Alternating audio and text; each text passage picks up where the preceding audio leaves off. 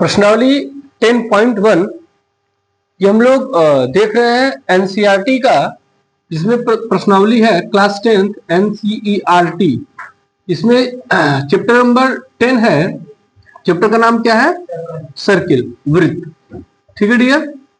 तो एनसीईआरटी के सभी क्वेश्चन इस प्ले लिस्ट में आपको मिलेंगे। इस चैप्टर से पहले एक प्रमेय है। वो प्रमेय क्या है कि किसी भी वृत्त में कोई अगर स्पर्श रेखा खींची जाती है तो यह स्पर्श रेखा इस वृत्त की त्रिज्या के बीच में कितने डिग्री कोण बनता है? 90 डिग्री का। मतलब कि स्पर्श रेखा त्रिज्या के लंबवत होगी, या इसी का उल्टा कह सकते हैं कि त्रिज्या जो है वो स्पर्श रेखा के क्या होगी? लंबवत। ये याद रखिएगा।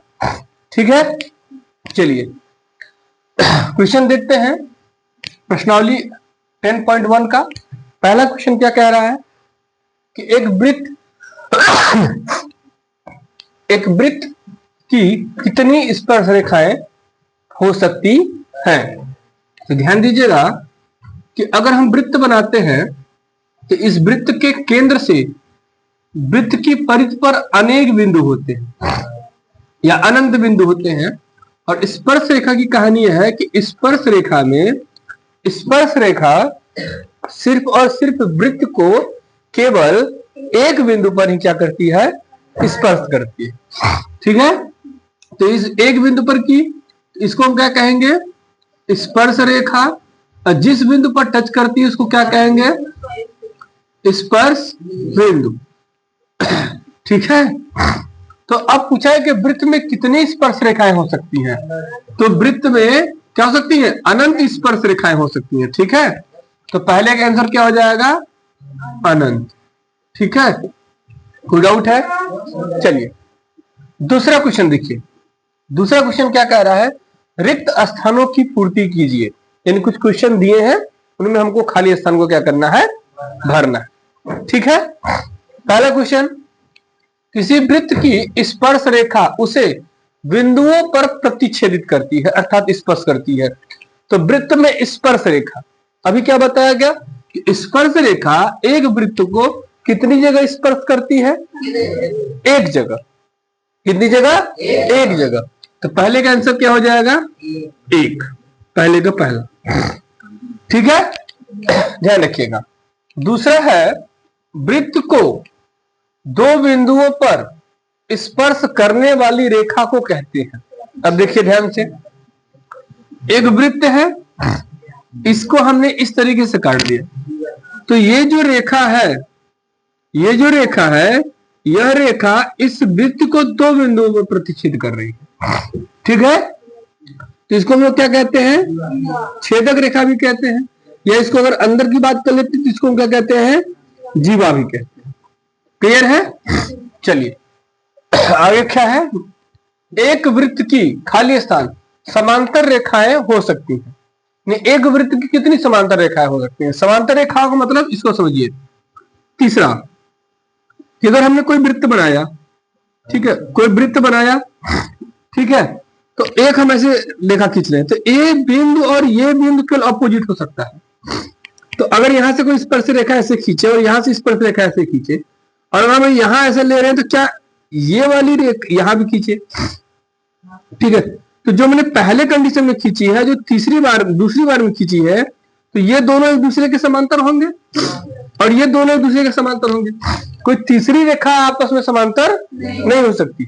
ठीक है, अगर वृत्त की अगर परिधि की बात करें तो अब आप अंदर खींच रहे हैं कि नहीं सर? अंदर अगर खींच ले तो ऐसे इस तरीके से खींचा जाए। ठीक है, वो परिधि की बात कर रहा है कि परिधि पर खींची गई रेखाएं कितनी समांतर हो सकती है। ये नहीं, बात आउटर बाउंड्री की है, परिधि पर उसकी। ठीक है, तो कितनी होती है? दो। क्लियर है? चलिए आगे क्या करा है? वृत्त तथा क्या डियर? नहीं, आप कहीं भी खींचेंगे आपको वो समांतर नहीं मिलेगी। आप कहीं भी खींचेंगे वो समांतर आपको नहीं मिलेगी। क्यों? क्योंकि एक दूसरे से केवल दो ही बिंदु विपरीत होंगे। जैसे ही आप थोड़ा सा पोजीशन चेंज करेंगे, जैसे मान लीजिए कि आपने यहाँ एक रेखा ले लिया सीधे, एक यहाँ ले लिया, और जैसे आप यहां खींचने का प्रयास करेंगे तो ये इसके समांतर नहीं होगी। बात समझ में आई?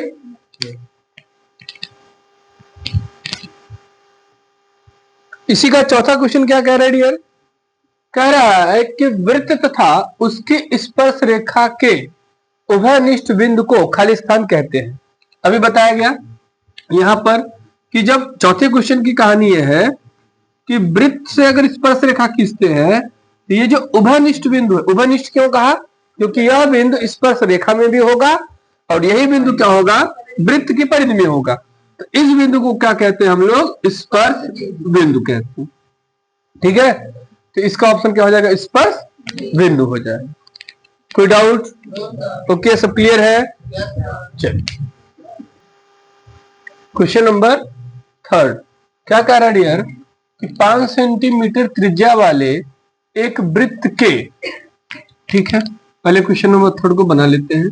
त्रिज्या कितनी कहा है, 5 सेंटीमीटर। ठीक है, एक वृत्त के बिंदु P पर स्पर्श रेखा PQ, यानी इसको बिंदु क्या कह दिया है, P, इसको हम लोग स्पर्श रेखा से खींच लेते हैं। ठीक है, केंद्र क्या है, O से जाने वाली रेखा से बिंदु Q पर इस प्रकार मिलाया जाता है कि OQ जो है, मान लीजिए यहां पर Q है, तो ये कितना हो जाएगा, 12 सेंटीमीटर। कितना हो जाएगा, 12 सेंटीमीटर। तो OQ क्या है डियर, 12 सेंटीमीटर। ये क्या हो गया, 12 सेंटीमीटर। ठीक है, अब क्या करना है, PQ की लंबाई, यहां से PQ की लंबाई। अभी बताया गया था प्रमेय क्या होता है कि त्रिज्या और स्पर्श रेखा के बीच में 90 अंश का कोण बनता है। तो आपको देखिए क्या दिख रहा है कि त्रिभुज OPQ, पाइथागोरस प्रमेय लगा दिया जाए क्या, OQ का स्क्वायर इक्वल टू QP का स्क्वायर और प्लस में OP का, इसका हो जाएगा 12 का स्क्वायर, QP निकालना है और OP का 5 का स्क्वायर, 12 बराबर में 144, इसका स्क्वायर और 5 बच्चे इधर ले आइए, क्या हो जाएगा 144 माइनस 25, कितना बचेगा यहाँ पर 119, अंडर रूट में कर लेंगे, आंसर हो गया ऑप्शन नंबर डी। ठीक है, चलिए चौथा क्वेश्चन देखिए ध्यान से, कह रहा है कि एक वृत्त खींचिए। क्या करिए, एक वृत्त खींचिए। एक वृत्त हम लोग खींच लेते हैं भैया।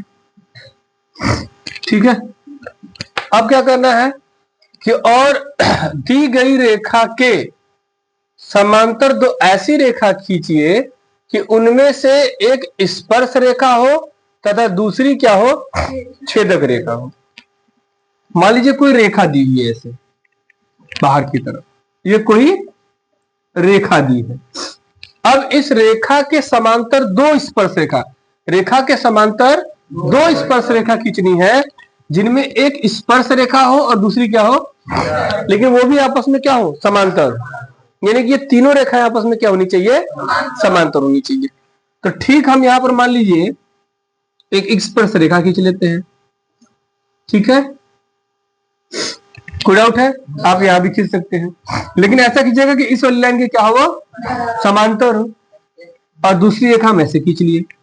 देखिए आपस में तीनों रेखा नहीं समांतर हो गई, ये हो गई स्पर्श रेखा, ये क्या है, स्पर्श रेखा, ये क्या है, छेदक रेखा, और ये एक रेखा पहले से दी हुई है। और देखिए इस रेखा की ये दोनों आपस में क्या हो गई, समांतर। ये तीसरी रेखा की भी क्या है, समांतर।